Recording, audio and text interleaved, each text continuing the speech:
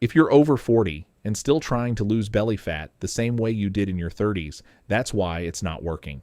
Not because you're doing it wrong, because you're playing by rules that no longer apply to your body. The game changed. Nobody told you.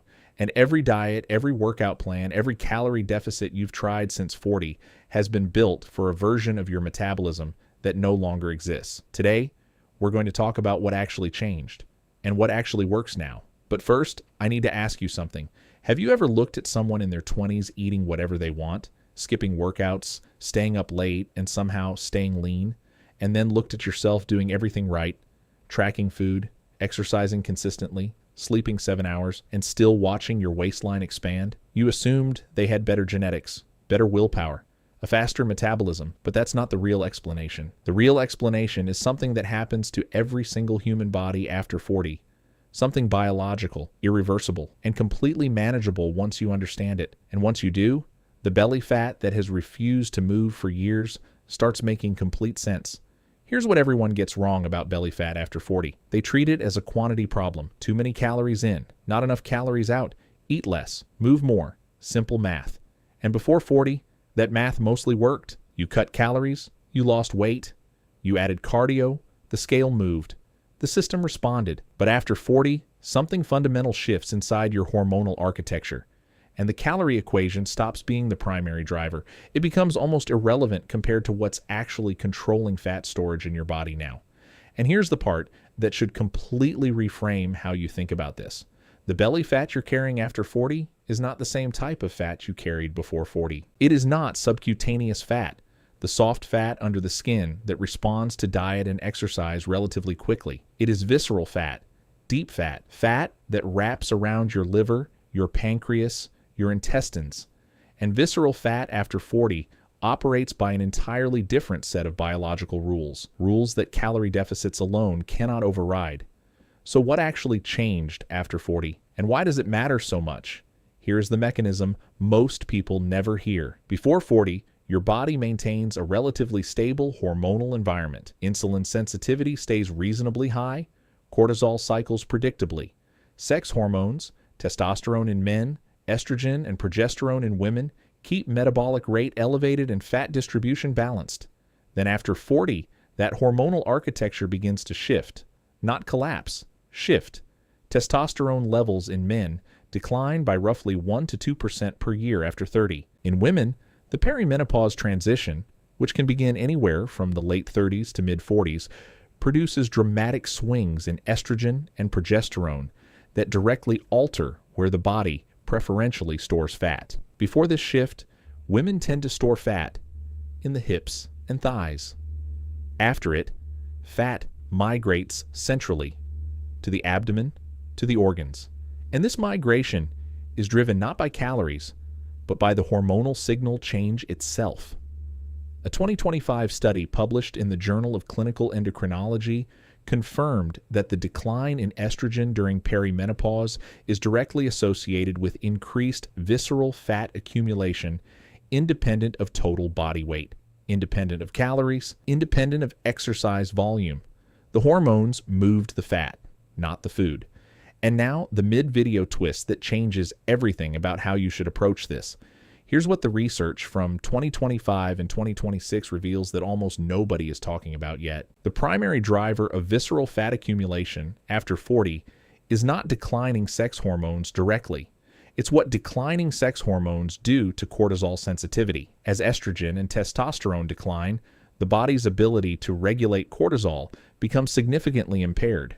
Cortisol receptors in visceral fat tissue become more sensitive, meaning the same amount of cortisol that caused minimal fat storage at 30 now causes dramatically more fat storage at 45. A 2025 paper in Obesity Reviews described this as a cortisol amplification effect, where the hormonal changes of midlife essentially turn up the volume on every cortisol signal your body receives. Every stressful meeting, every poor night of sleep, every skipped meal, every aggressive calorie deficit, every intense cardio session, all of these things produce cortisol. And after 40, that cortisol hits visceral fat tissue with 2 to 3 times the storage signal it did a decade ago. You didn't get weaker. You didn't lose discipline.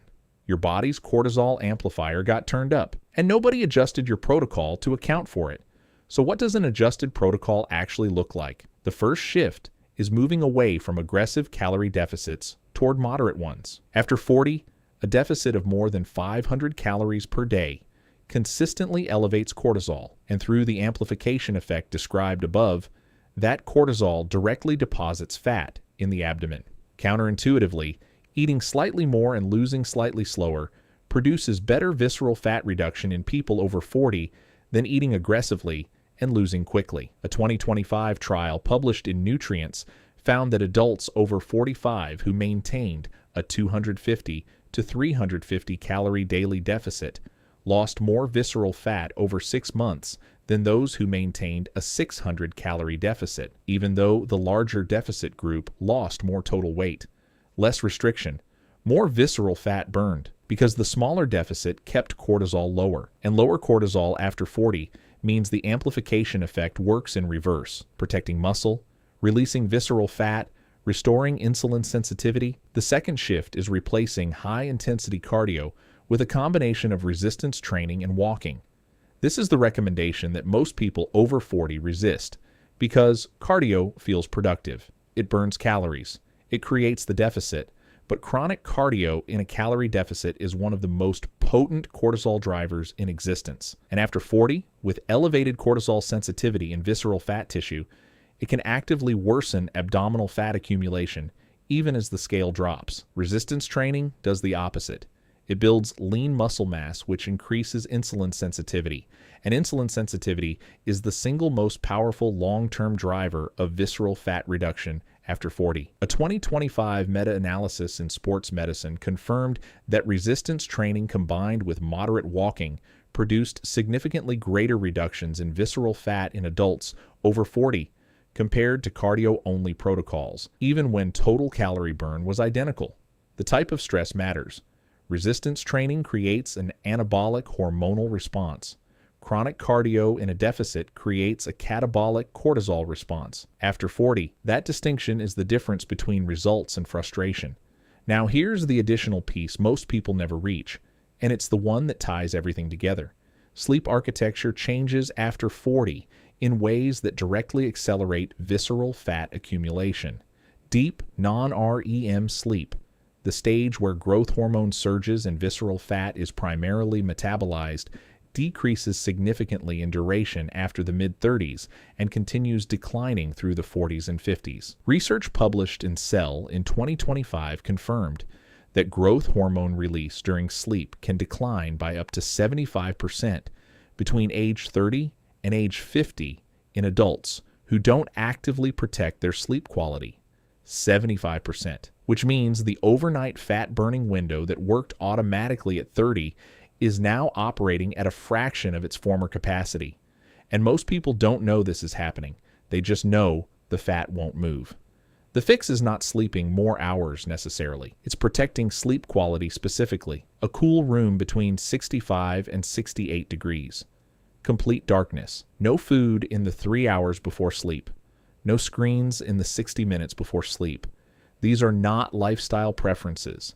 They are the conditions required for deep sleep to happen at the depth and duration your body needs after 40 to metabolize visceral fat overnight. And now, the final twist. The one that reframes everything you've just heard. Here's what this all means practically. The belly fat you're carrying after 40 is not evidence that you failed. It is evidence that your body successfully adapted to a hormonal shift that every human being goes through. Your body did exactly what it was programmed to do. It responded to declining sex hormones by increasing cortisol sensitivity in visceral tissue to preserve emergency energy reserves. From a survival standpoint, that's intelligent biology. From a modern life standpoint, it's frustrating and dangerous. But intelligent biology can be worked with. You don't fight your body after 40. You update your protocol to match the body you actually have. Smaller deficit, resistance training, walking after meals, protected sleep, lower cortisol baseline. These are not compromises. They are the precise inputs your post-40 metabolism is waiting for. And when you provide them consistently, visceral fat doesn't just budge. It moves faster than it ever did when you were trying to force it with restriction and cardio. Here is your starting protocol for tonight. Eat to a moderate deficit, no more than 300 to 400 calories below maintenance. Add 2 resistance training sessions this week and replace 1 cardio session with daily walks after meals. Set your bedroom to 66 degrees. Stop eating 3 hours before sleep. Turn off screens 60 minutes before bed. Do this for 3 weeks, not as a test, as a reset, as the first 3 weeks of a protocol that finally matches the biology you have at 40, 45, 50, and beyond. Drop a comment and tell me, how long have you been trying to lose belly fat with the same approach that worked before 40? I want to know. And if this video finally explains something that's been frustrating you for years, subscribe. Because next week, we're going inside exactly how your liver becomes the hidden controller of visceral fat after 40, and the specific morning habits that either unlock it or keep it locked. That video connects directly to everything we covered today. You will not want to miss it.